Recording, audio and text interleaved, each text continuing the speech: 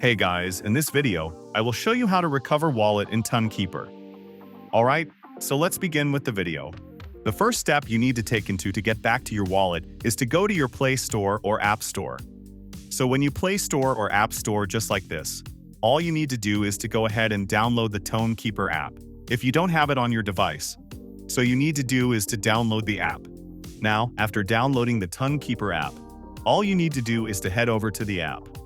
So all you need to do is to go ahead and click on Import Existing Wallet. You can see that at the bottom of the screen. So when you click on that, all you need to do is click on Import Wallet. So the next step you need to take here is to input your recovery phrase. Now you must have written the recovery phrase used in creating your account somewhere. So you need to do is to import it just like this.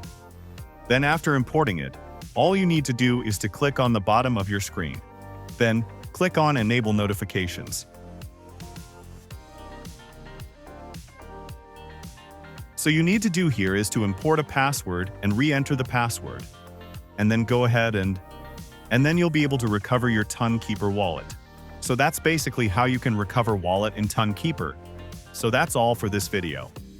Consider subscribing if you find it helpful. And I'll catch you in the next one. Thanks.